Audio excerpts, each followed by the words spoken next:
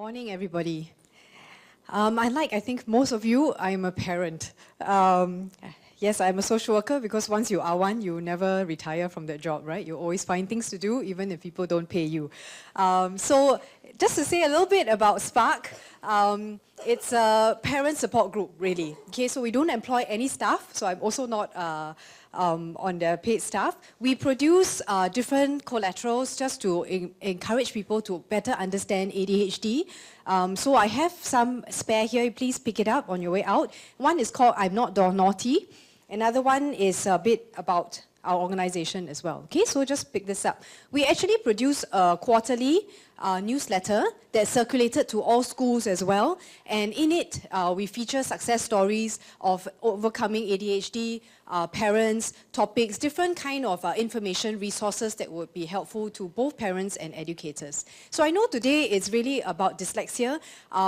However, from my point of view, I come and support a lot of ADHD parents.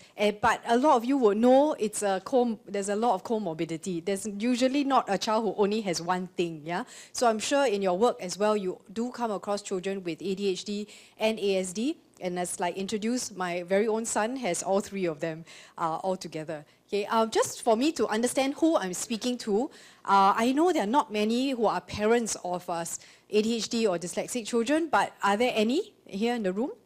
Just parents? Okay, but together you're also educators? Or yeah, okay. So you're parents with such children and you're also educators. And the rest of you, are you researchers or interested or students? Just shout out what you are. I just want to know who I'm talking to so I make sure that I'm relevant to you, okay? Specialist educator, interested in support. Therapists, practitioners, special needs educators, something like that, right? Okay, so a lot more than just parents. So I want to speak to you on behalf of my experience as a parent, but supporting other parents and working with educators, allied health educators, support staff, people like yourselves. Okay, so please, I will be running 40 minutes, but I will leave some time, about 5-10 minutes at the end for questions that you can throw to a parent who will not throw arrows back at you. Okay, so let me assure you first, I'm on the same page. Okay, and you will see as I speak along where I'm coming from. Okay, so put all your guards down and your weapons down. Okay, you don't have to be defensive or anything. All right, what is the topic that I have today?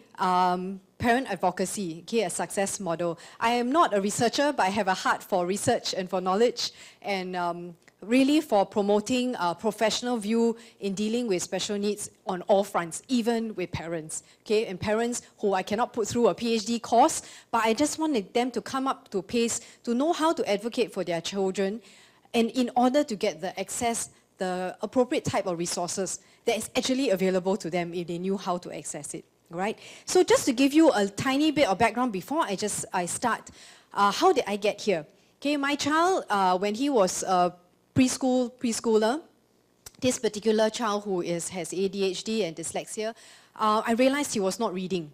Okay, he was not, he just refused to really read, and he struggled, and he has an older brother who is very fast. He picked up reading faster than his age group. So he would always be there, and then he would finish the sentence for the brother. So I could never tell if it was just pure laziness or over-helpful brother, sibling, or he really had a learning difficulty. Until I started, I think he was already 5 or something, or almost 6, and then he started to sound the word from the last letter backwards. And then I was like, I think this is really, but either way, because I am a social worker and I also studied psychology, so I have some basic information about, learning difficulties. So I figured I need to get him diagnosed. I was overseas at the time, and it's similar in Australia. I had to queue up 3 to 6 months just to wait to get diagnosed. And I was already about to return. So I said, when I come back to Singapore, I will find out. When I came back to Singapore, I also realized I have a long wait list before I get assessed. And he was already K2, 1 year before primary 1. So I went ahead to get him diagnosed privately, and true enough, he is dyslexic. His IQ is very high, thankfully. He has a keen interest in learning. But at the same time, before the lady tested him, he was all over the room, touching everything, commenting, making a lot of, inferences and moving everywhere. So she very casually said, a lot of children are also comorbid, ADHD. So it's like, oh, okay. You're coming back from Australia, which have big playgrounds, hyperactivity or something I just managed because I thought he's a boy, his iPad, I just deal with it. I never actually crossed my mind that he could be ADHD. It's true enough, actually, his ADHD diagnosis was a lot higher and of greater concern than dyslexia. But being a true blue Singaporean mum, you just focus on academics and like, oh, next year is going P1. So I better get him support, get him reading, which I managed to. But his dyslexia was the thing that actually, his ADHD was the thing that started to give me more issues and therefore called out in me, that social worker, and the need to figure out how am I going to do this parenting correctly. So that's my journey, right? So before we go into advocacy, we need to look behind and look at the motive. I don't think parents really need much pep talk about advocacy, because especially in our current times in Singapore, we are all very, very vocal, right? They will be the first to tell you, if you don't give me attention now, I'm going to your MP or I'm going to make police report. Okay, I think those of you who are in schools or principals would just totally identify with this. We're really a bit too much with our big guns coming out to shoot people, okay, as parents. So we first have to ask and sort out what is the motive behind advocacy before we can actually cheer them on, because you don't want to cheer the wrong type of advocacy, okay? It really is about clarifying their motivations. What really are they trying to ask for, okay? We need to equip parents with the following. They need to better know the knowledge of this condition, right? And then understanding their child specifically with regards to this. As you would know, most of you are practitioners, and as mentioned by the keynote speakers, no two ADHD children or dyslexic children or ASD children are exactly the same. You don't look at one and say, okay, now I have mastered and I can be really successful for every single type of child who presents this condition. So the parent also has to understand it. It's not like telling you your child has a flu and therefore I just figure out, do I give antibiotics? Do I just give him rest? What happens? Okay, do I give him Panadol? It's not so straightforward. So getting the parents to understand this is really key to helping them to first relax and figure out what really are their expectations. I think a parent with very confused expectations, as most are, would end up being very, very demanding on yourselves as practitioners, because they are sitting there and they are just demanding the moon and the stars and everything else that you really cannot give them. And then there you are spending the whole precious 1 hour of time just trying to allay their fears, and nothing will go anywhere. Okay, so one of the key things when you deal with parents, I know you know this already, it's probably a no need to say type of thing, but you have to deal with this early on in your engagement and collaboration. Otherwise, you will be speaking about one thing, they will be speaking from another direction if you don't first clarify what are their expectations. So what is a successful expectation for a parent? Collaboration, healthy development for their child, successful growing and nurturing for their child. Not, my child has problems, please pay more attention to my child. Okay, so teachers have to totally go and somersault backwards in order to cater to my child. Okay, parents don't actually say this because they don't realize that it's their expectation, but they are. In the back of their mind, it's like the kopitiam uncle or taxi driver who complains about the government, right? They just slam them about everything, and what are their expectations? That the government will be like God to them, giving them tax rebates and everything that they need to have life that's better. So sometimes parents, as they speak, they have this kind of coffee shop mix up of expectations and fears that causes them to be very demanding, very complaining. So when you first sort them out in the very professional manner, and I'll give you the what I'm talking about, the model in a while, it helps the parents to figure out, okay, so actually I can request certain things in an objective manner and you are there to help me, okay? Because all of you are here because you desire to help. Yeah, you won't be in this profession if you just wanted to earn money, correct? So I really applaud you and I thank you also for your interest and your desire, okay? So sort them out first in terms of expectations. Then what really is this model that I'm talking about? What I did when my child already was diagnosed at K2, before he entered P1, I was really struggling with myself. Being a professional in that sense, I have all this macro view about what I feel collaboration is, what's a good model for advocacy, but I'm still fresh, new, I've never done it before, okay? I was not like working for 10 years in the DAS or anything, okay? I was just a parent. I was figuring out, as a lot of Singaporeans parents do, how much do I say?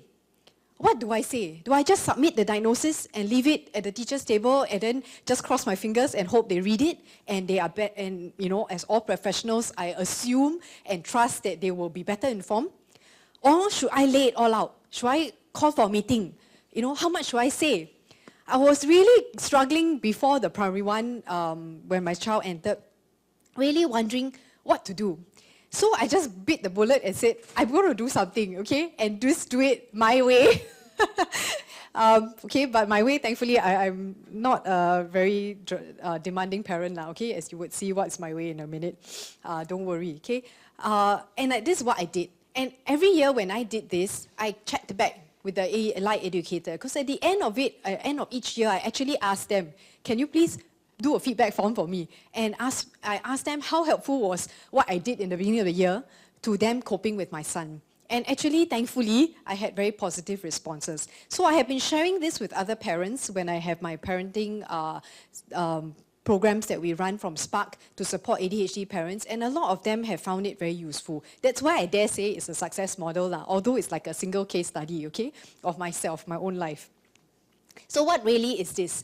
The process is to first request a meeting. Okay, that's kind of a bit of a no-brainer to all of you, and I think all of you will be on the receiving end for that. Everyone wants to meet you, right? In the beginning of the year, when you're so hassled and so busy with all sorts of admin things, every single parent wants to talk to you, and some of them will just be in your face, even if they didn't schedule an appointment. Okay, come straight to your office, knock on the door, who's in charge of my child, and want to talk to you. Okay, in terms of a school, this is what I would say. However, most of you may be not in a formal MOE context. I will encourage parents to prioritize at least the form teacher, okay, mother tongue, because language is very difficult, especially for children with dyslexia, and PE teachers, because a lot of them have executive function issues. They are not very well organized. They have high impulsivity factors, so they will be all over the place, especially during PE, because PE is not as confined in the classroom, okay? And then the key to what I want to share with you today is this help list, okay? Prepare this help list in advance. And when I have parents in front of me, I will actually coach them how to prepare this. For you all, because you're on the receiving end for this, you can actually use this as a template to get the parents to fill this in, either in advance or with you on the spot as you're talking to them. So let me give you an example, okay? Before that, how this help list should be. It has to be concretized. Okay, it has to be customized to this particular child. So it cannot be plucked out from the internet. Who wants to read all those assignments? You already read it all, right? Dyslexia is this. Oh, he cannot, what? Oh, he's very poor in Mandarin. Yeah, okay, I know, all my 100 children are like that over 10 years. So it has to be adapted to and specific to this particular child. Okay, so this is what I will encourage the parents to go through. I know a lot of you are educators, so don't mind me if I just skip through it. I don't need to do it very teacher style. I know you are receiving very quick and very quick thinkers as well. So these are the things I want them to cover. And this is the method, this is an actual example, the one that I used for my child. And I believe this was maybe when he was primary 2 or 3. Okay, so I actually produced this when he was primary 1. Okay, so talk about me being very scared, I'm being very overly kiasu, but I just went to do it anyway. Okay, there's a behavior listed there. What are the underlying causes, the triggers, and suggestions for intervention? Of course, coming from a social worker's point of view and being a lot more proactive, I think compared to a general parent, I may have better ways to explain it. So this is something I want to empower parents to get onto this level of communication with teachers. So this is something you can call forth of parents, because you won't know when you see the child what's going to exhibit in the year ahead. However, the parent actually, without them realizing it, they have all the wealth of this information. But you want them not just to say, my child cannot read, my child, has dyslexia, and then stop there and stare at you very blankly. You want them to go specific. So for example, one of the things which I realized for my child, by the time he got to primary 2 or 3, I was getting calls every month maybe, that he had punched someone, he had poked someone, he had thrown something at someone next to him, beside him, right? So this is how I put it out in the list for the subsequent teachers the year. Okay, it's not an excuse list, okay, but it's very specific. anger outbursts leading to hitting, right? So then I say why. I don't just say he's ADHD. Anger management is one of the ADHD traits. Okay, yeah, so I try to make it more specific and layman, all right? He has, a quick temper, all right? So I don't hide that. But is exacerbated by his social communication deficits, all right? He often misreads people's intentions, and then he would act out in anger, yeah? So then what are my suggestions? So I don't tell them, you cannot punish my child, okay? I always tell them, all consequences, normal consequences, please mete out. However, please talk to him. Debrief with him, ask him, what happened? Why did you do that? Because once he is able to process it with someone, he will, most of the time, actually 100% of the time, for my son at least, and a lot of these children, which I think you all will empathize with, they are very quick to admit they are wrong. They know they shouldn't have done that. They know they shouldn't have hit somebody. The moment they hit, they knew that they shouldn't have hit the person. But because of the impulsivity factor, which is a very big characteristic of ADHD children, they just cannot hold back. There are no brakes to stop.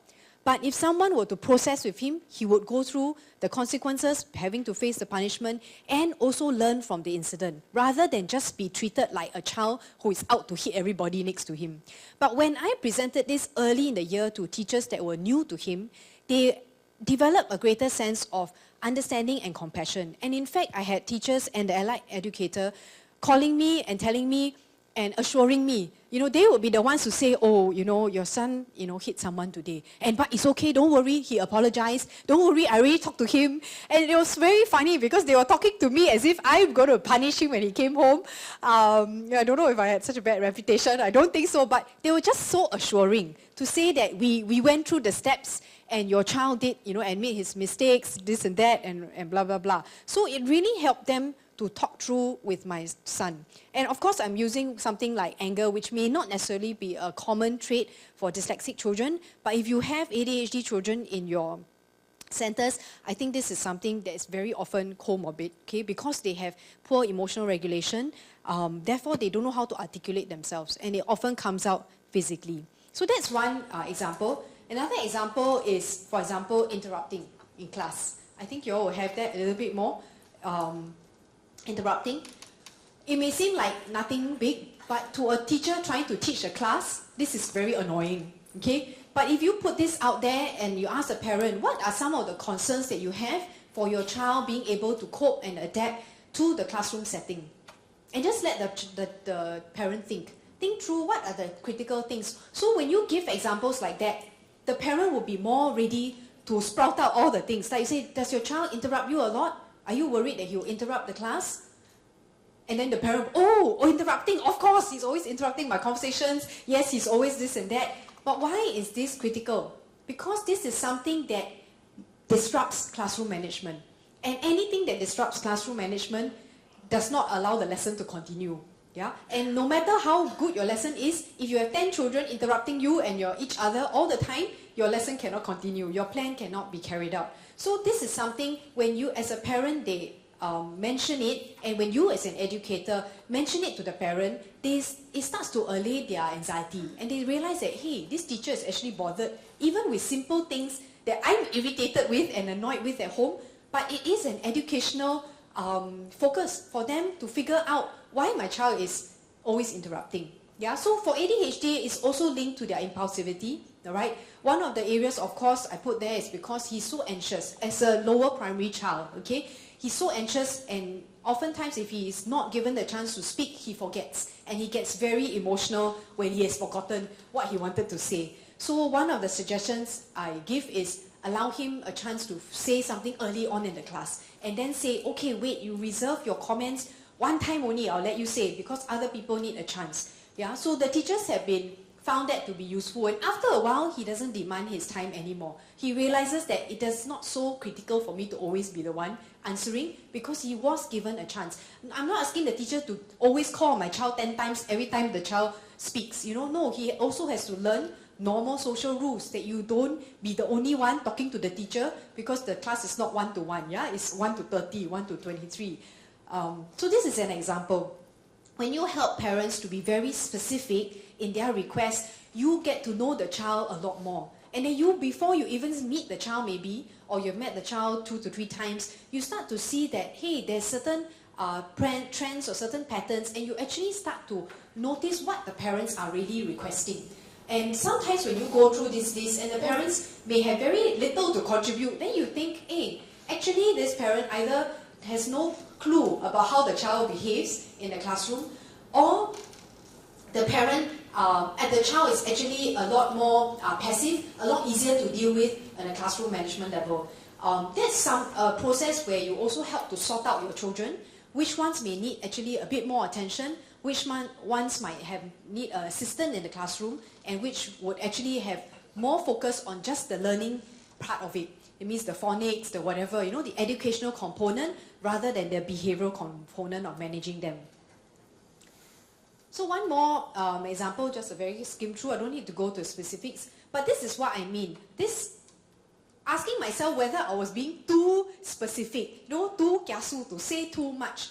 When I checked back with the A&D and the teachers, they said, no, it was helpful. Because what I would do at the end of it is give a concluding few paragraphs. And as I mentioned before, I will tell them, I am not asking for special allowances. Okay, I'm not asking for special concessions for my child. Do the normal, but can you please understand he has certain conditions that predispose him to behave in a certain way, and by understanding that there is this help list available that you can file up and refer to at any time, at least it gives the teacher a reference. Because I hate it, I don't know about you all, but even whether it's a parent or whatever, I always hate it when I have to tell the person, you know, after the event that, yeah, I mean, you know, like, he's ADHD, like, you know, that's an ADHD characteristic. It sounds so terrible, like, I should have said this earlier. So I'm always the kind who likes to tell people earlier, maybe seem like I'm nagging, but at least I don't have to later on say like, you know, yeah, I should have told you that, or like, didn't you know, like, I already handed in the diagnosis, don't you realize? You know, so don't assume that parents, know what they mean when they give you a diagnosis and say, my child is this. Actually, the parents are no clearer about what that really means in terms of their own specific child.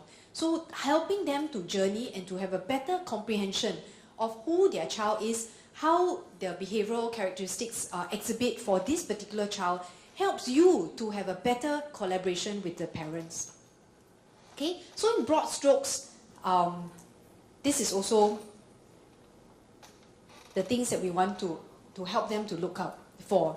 Okay, when they mention and they put things into a table, you can see how severe or how complex the issue is, or how minor it might seem. Of course, we don't say minor in front of a parent, but I'm a parent saying to you, so that's okay. All right. No parent want to hear that it's okay lah, your child nothing one lah, you know. They want to know that their child is like getting good attention. So we, of course, as educators, use professionally worded vocabulary. Yeah. You also then understand what is the level of engagement that they are trying to request for. Because when they put certain things down, then you say, oh, okay, this child has regular emotional meltdowns. This child can have, you know, selective mutism, and he just doesn't speak at all, but he has a risk of suicidal thoughts. He has a risk for depression. So then you want to be alerted, yeah, to that particular child, even though he's silent in the whole class, and you think that, you know, you need to deal with the disruptive ones. But if you knew a child is more depressive, you would want to focus on that. So as an educator, when you get, or a therapist, when you get the parents to put things down in a table with recommendations, with the issues there, you are able to see and tease out between the issues, between the problems, what requires more focus. Also, of course, it depends a lot on the parents' ability to express themselves. And understanding that you have parents from all walks of life is not easy. I've dealt with parents as well in trying to equip them, and I know some parents just don't get it. When I come up with a table like that, they just don't get it. They don't know what to say, you know. So it requires some coaching. This model might work with some parents, but it might not work with others. So go on a level that you feel works with them. When my child reached upper primary, I realized that some of the issues were not so, I don't have to come up with such precise a table anymore. Also, thankfully, my child was developing with the support of the teachers. His impulsivity was lowering a lot more. He was becoming a lot more able to manage himself better in the classroom setting. So what I did was present it not in a table, but in more of a flow chart about what has been happening since his lower primary days all the way to the current. Okay, so I think this was P5. So this was something I prepared to show what happened between K2 to P4. Areas of focus, see, that was the beginning, the part plucked out from the table, interrupting, anger management, sensory hyperactivity. These are things that by the time he was P5, these became the issues. So you don't repeat the table every year. You have to encourage the parents to modify it according to how the child is developing. Yeah. Then I also mentioned what the school does. So it's a collaborative process and it's an affirming process. You want the parents to acknowledge that certain things the school or DAS or the therapists have done have contributed to the successful coping of their child. So I actually list the things that the AED and the teachers have been doing. All right, and I put it there as well, close monitoring, management by form teacher, AED, parents, here, this one, the last part. And also then that there was a new diagnosis of him being Asperger's, right, ASD, and that was only found out in primary 5. So the end of this flowchart had a bit of specifics about ASD because this was not mentioned at all in the earlier primary years for my son. Yeah. So this is really what I see as a success model. It has been worked with some of the parents that I have recommended this to, and I hope this is something that will help you to think about how you want to better engage parents, possibly in your kind of parent-teacher meeting or your therapist sessions with your parents. But let me tell you that it requires a collaborative process. It requires you to also be able to say what you are able to contribute in terms of helping the child, and you have a wealth of things that you are doing already, you're willing to do already. But sometimes, just like, when you are faced with a spoiled brat child, right, who demands something to the parent that I want ice cream now, and dinner is like, no, after dinner you got ice cream and you get a tantrum lying flat on the floor. When you have parents coming to tantrum in front of you, you almost don't want to say anything already. Or what are the good things that you are doing? What are the good things you can do? And you almost want to write off this parent and say, I'm just going to give all the good things to another child, because their parents are so much nicer than you. Yeah. So you want to have something that can call out a collaborative atmosphere with the parents. And I think this kind of a table helps it to be very detached. It's not you saying these are the issues about your child. You're actually helping the parent to see what are the things that you think you want me to focus on for the child. And you don't have to promise anything. You just let the parent write, and then after that you can say, let me go and think about it, and when I come back, I may have some ideas for you, I will have more questions for you. So it becomes a very objective process that is also lowers the amount of emotions put in. I think also it's very annoying when parents come to you and tell you about this other therapist, that other teacher, this other center, that's why I transfer the child here, because that one, and tell you all the horror stories about how other professionals have dealt with their child. But they've never said anything about themselves, okay? You don't know whether they are the horror parent of, the century, or their child. And it's very exhausting to spend a whole time talking about all these emotional things. You need something black and white. You need something to detach yourself and say, okay, just fill in this form. Let's talk about this form, and it helps the parents to articulate things. And as you do that, the discussion becomes a lot more objective. You're able to say, oh, okay, so anger is an issue. In what context? This, that, And then you may realize that actually the child gets angry more in unsupervised context. So you would want to watch out for this child if it's in between sessions. There's a child has to wait longer for something. Or holiday programs, when you have the child for a much longer period than they're usually weekly sessions with you. So things like that help to put things in an objective page. It also helps parents to see that you are willing to engage them and you are willing to listen to them. I think parents, when they're listened to, they feel a lot more at ease. There's one of the things about communication between parents and practitioners is parents also in Singapore, they either become that big bully kind of parent I said who threatens to write to MP and make police report, or they shrink to a student also. Okay, because more of us, I think about maybe, I don't know the statistics, would be wrong to anyhow quote, but a lot of parents, I know because I also fight this within my own self, whenever we sit in front of a teacher, like parent-teacher meeting, we shrink to a primary school child already. You know, everything, yeah, okay. And when you are exhausted, annoyed, probably just, see the 10th parent already, and coming with your big guns as well to say, I need this kind of support from you as a parent. Don't just keep asking for support from my side. I need you to, come on board. The parent shrinks and doesn't know how to say anything. Okay, they just shrivel up into this, cower into a small child, everything only just nod and yes, and then may end up crying also and become an emotional mess. That's not what we want our parents to, because we want to empower them. So having a table like that helps them to say, hey, there's something I can contribute. And even if they cannot articulate, they can give you the information and you can put it in and plot it in for them in a manner that also helps them to understand their own child in a better way. So, just to give you an idea of how my child progressed when I used this model, I think I really had a very healthy collaboration with the school teachers and the allied educator.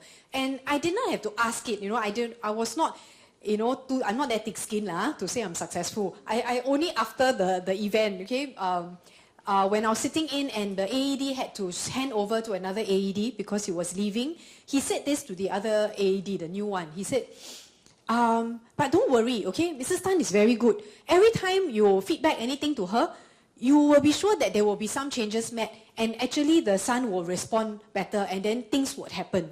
And he was saying this not prompted by myself. I was just sitting there and then, he was saying to the other. So I was quite glad to hear that my sort of my being a bit capo as a parent was perceived well, because that is the fear of parent. You want to say too much, you think that you're going to be judged also as being this over-enthusiastic, over-helicopter parent, yeah? But I think when we know how to be involved in a manner that's professional, both sides are able to listen objectively and with a more calm atmosphere. Yeah. So my child did really, thankfully, he did really well with the support from school and the allied educator. And now he's actually year 2 at SOTA. Yeah. This last picture, when the keys to success, this is just drawn by him, painted by him, and he's year 2. Thankfully, a lot of his issues like anger management, even interrupting and all of that have toned down over the years. Thankfully, which with all the myriad of interventions or even just home scoldings and what we'll say, a home social context, okay? 2 siblings who will not let him off. We tell him what's appropriate and what's not appropriate, and I hope all these bits have been just seeping into him slowly. Okay, so thankfully he's doing a lot better now. So the key to success is always having open and prompt communication between yourselves, between the parents. Don't let something fester. Even if you think it was a very small thing that happened, especially when you're coming up, if you're able to with this kind of table, just bring it up. Because there's something that I learned from my own children's vice principal many years when they were first primary 1 and primary 2, is he said, don't wait to something to escalate until your emotions also escalate and then you communicate. Communicate even if you think it was just a trivial thing. Meaning that, hey, I saw that your child was really a bit anxious today. I'm not sure why, but every time children speak to him, he was just very flustered. He's out of the sorts today. He would not communicate or participate. I just want to let you know as a parent, please let me know as well how I can support him. Was there something that happened in class? Was there something that, And when you mention certain things early, you are also allowing the parent to respond before the emotions are too high. So both ways, we need to manage the communication in such a way that allows things to be done without the blur of emotions and the blur of accusations. Because you like this, and 2 months ago, when you ignored him in class, that's why now, which practitioner wants to know 2 months ago? How can you remember what you did or said to a child 2 or 3 months or 6 months ago? Yeah, you would really want to hear it early. So I do encourage parents that I work with, and I would, encourage you as well to be willing to listen. Even if parents have a very small thing to say, listen to them early, because it will not grow into a big thing if you attend to it now. Okay? As I said, and I've been saying many, many times, my posture for parents is always collaboration, not accusation. No one wants a finger pointed to them. So just like parents don't like teachers, educators pointing a finger at them and assuming that they are the result, they are the cause of their child's misbehaviors, no practitioner would want parents accusing them or pointing their fingers at them. So we want to have a posture of collaboration that is really positive. And all this has to be wrapped around by a willingness to grow with the parent and child relationship. So as educators, as therapists, I think the key thing that you want also is to help the parent to connect well with their child. Help the child to also see the positives of where the parent is coming from. And when you promote a very professional and objective manner to communicate with parents, you're actually helping the parents to communicate objectively with their children. Because then they start to see their child not as a nuisance and as an annoyance, but they start to tease out the issues and say, hey, actually my child is not as bad as what I read about ADHD or dyslexic children. Yeah? So let me just wrap this up and I'll give you now 4 minutes for questions. If you want to connect with us or you have parents with ADHD children or ASD children, please get them to connect with us. We have monthly talks that are held at CGC every first Saturday of the month. In June and in November, we have a big talk that is entitled ADHD Awareness. So educators, therapists often come to listen to this, and parents as well. Yeah, we also now have a Facebook account called Spark Singapore. So if they connect to us, they can get a lot more resources. And there's a lot of value about a parent hearing something from a parent. Yeah, so Spark is also piloting Parents Supporting Parents group beside our Saturday program, our Saturday talks. We've actually been going down to schools and promoting it on the public level. And I'm willing to work with any of your organizations if you have a pool of parents of ADHD or ASD or dyslexic children that you want to support. So being a parent, I come in and I help them to understand the condition, talk about expectations, talk about how to help the child to cope better. So that's something that actually a lot of you can give the same talk. But being a parent, I have a very different perspective, and parents are a lot more, I don't know, somehow it's more palatable when they know I've gone through the same thing and then I can say it to them. When they hear a psychologist or therapist say the very same things, sometimes, like I say, they shrink to a primary school child. They don't know how to absorb it. You know, they just go yes, yes, yes, but they walk away and they get just so overwhelmed, and I don't know how to accomplish any of it. You know, they will feel that way. So please collaborate with us. You can connect with me over here. Just drop me an email. We're all volunteers in the committee. So I have now only 2 minutes left, but if there's any question or anything you want to know about parent advocacy or my experience, please feel free to shout it out.